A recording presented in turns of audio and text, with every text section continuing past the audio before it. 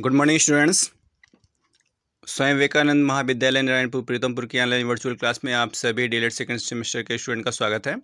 देखिए, इससे पहले हमने मैकाले को पढ़ा, वुड का घोषणा पत्र पढ़ा, हंटर कमीशन पढ़ा और आज हम डिस्कस करने वाले हैं कोठारी आयोग की। ये जो कोठारी आयोग है 1964 से 66 तक ये अप्लाई हुआ, मतलब कि कुछ नीतियाँ बनी, कुछ लागू हुए। और अगर हम बात करें तो ये स्वतंत्रता प्राप्ति के बाद इस आयोग का निर्माण हुआ। मतलब कि आप जानते होंगे कि हमको स्वतंत्रता कब मिली है, तो आप यहाँ देख सकते हैं कि जो इसके निर्माण और लागू होने का सन है वो 1964 से 66 है। देखिए, स्वतंत्रता प्राप्ति के बाद क्या हुआ कि आर्थिक एवं सामाजिक प्रगति हमारी पहली बात तो व्यवस्थित करने के लिए एक आवश्यकता पड़ी शिक्षा की, क्योंकि बिना शिक्षा के हम किसी भी प्रकार की उन्नति या कोई भी प्रकार का विकास नहीं कर सकते हैं।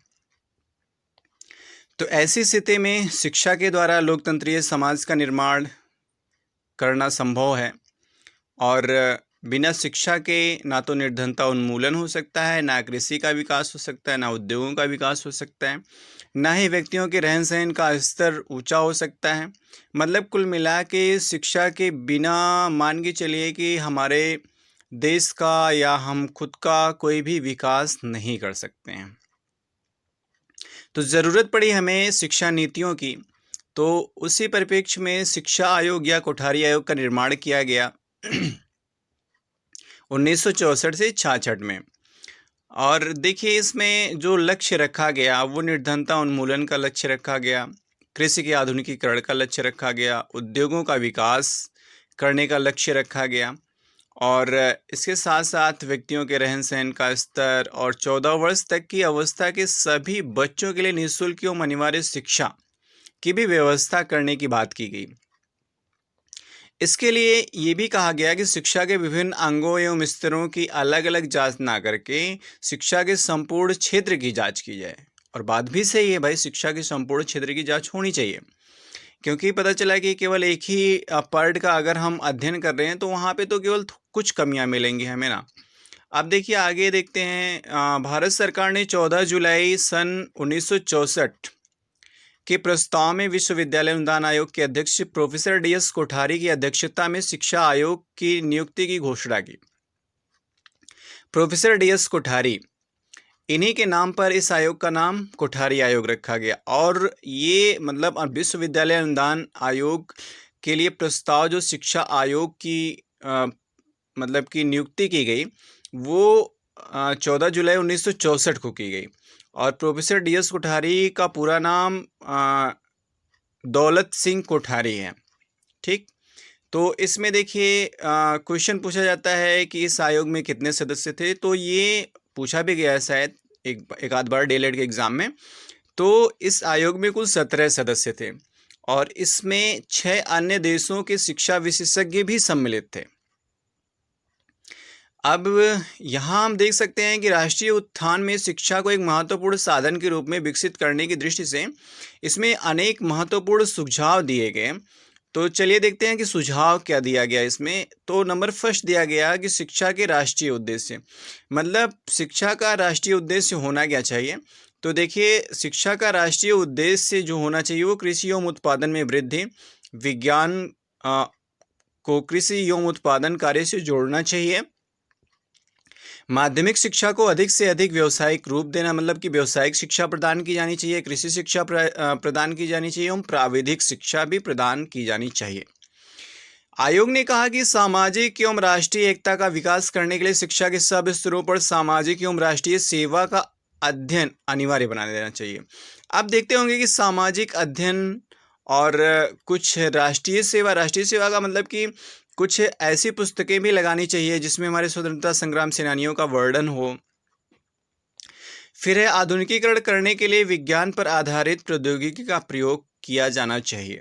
मतलब कि शिक्षा का भी आधुनिकीकरण, और जब शिक्षा का आधुनिकीकरण होगा ना तो समाज का भी आधुनिकीकरण होगा, समाज का होगा तो देश का होगा।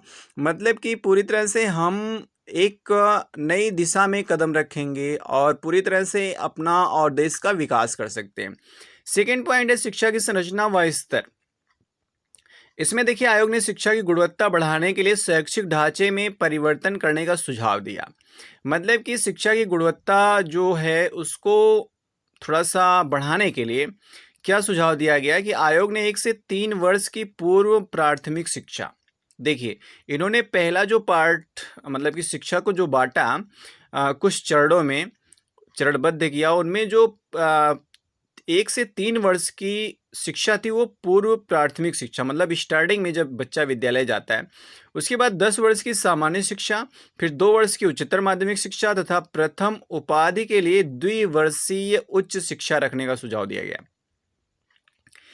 आगे है अध्यापकों की स्थिति। अध्यापकों की स्थिति क्या होनी चाहिए? आयोग ने शिक्षकों की आर्थिक, सामाजिक व व्यावसायिक स्थिति सुधारने की सिफारिश की। इसके लिए अध्यापकों के वेतनमानों में संशोधन करने, वेतन क्रम प्रत्येक 5 वर्ष के पश्चात दोहराने, योग्यता के आधार पर पदोन्नति देने, अध्यापक कल्याण कार्यक्रम प्रारंभ करने, शिक्षकों के अध्यापन कार्य के घंटों को निश्चित करने, सरकारी और गैर सरकारी दोनों प्रकार के विद्यालयों में शिक्षकों के वेतन क्रमों में समानता के सिद्धांत को अपनाने का सुझाव दिया।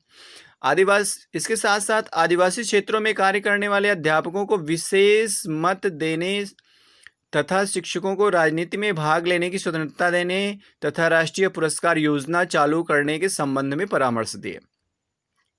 मतलब शिक्षकों के हित में भी मतलब ये काफ़ी सराहनीय प्रयास रहा इस आयोग का, कोठारी आयोग का, जो कि 1964-66 आपने अभी पढ़ा।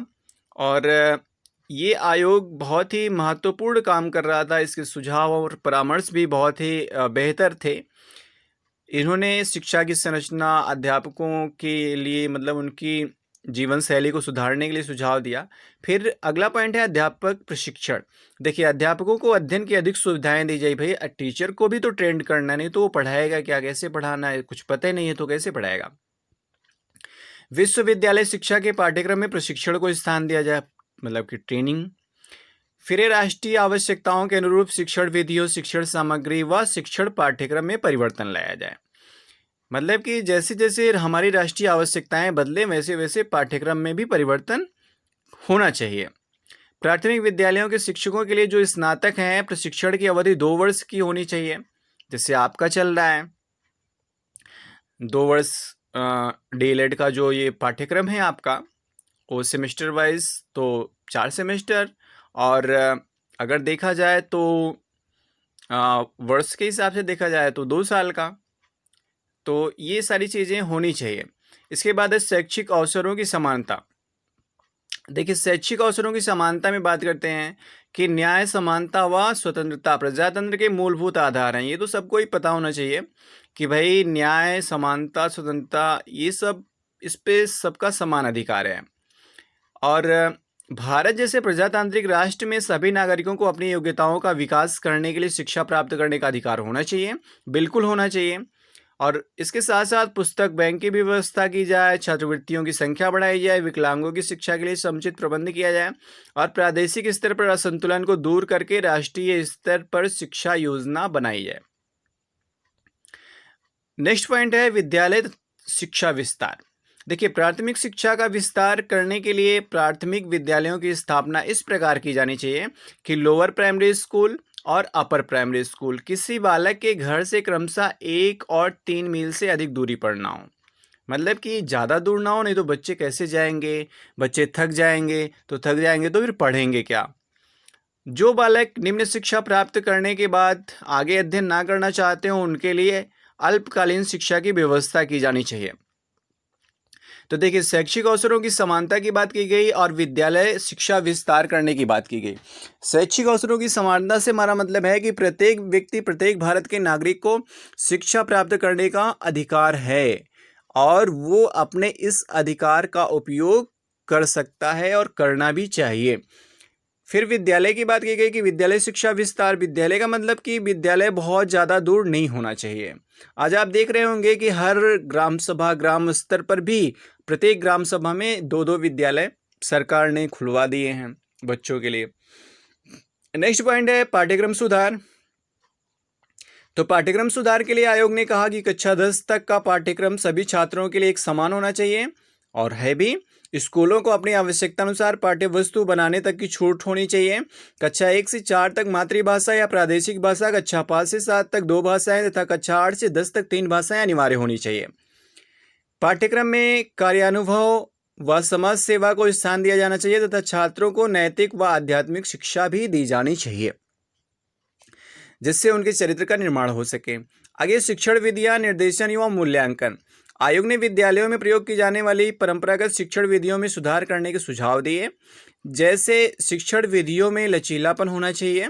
प्रधानाचार्य एवं शिक्षा के अधिकारियों को शिक्षण विधियों में सुधार करने के लिए उपयुक्त वातावरण का निर्माण करना चाहिए। नवीन शिक्षण विधियों का प्रसार करना चाहिए। प्रदर्शन, वर्कशॉप, परीक्षण, सेमिनार, इन सब का भी आयोजन करना चाहिए। पाठ्य पुस्तकों को एनसीईआरटी के द्वारा निर्धारित किए गए सिद्धांतों के अनुसार तैयार किया जाना चाहिए। मूल्यांकन शिक्षा का अभिन्न अंग है और इसका शिक्षा उद्देश्य से घनिष्ठ संबंध है। अतः मूल्यांकन की विधियां वस्तुनिष्ठ, विश्वसनीय और व्यवहारिक होनी चाहिए।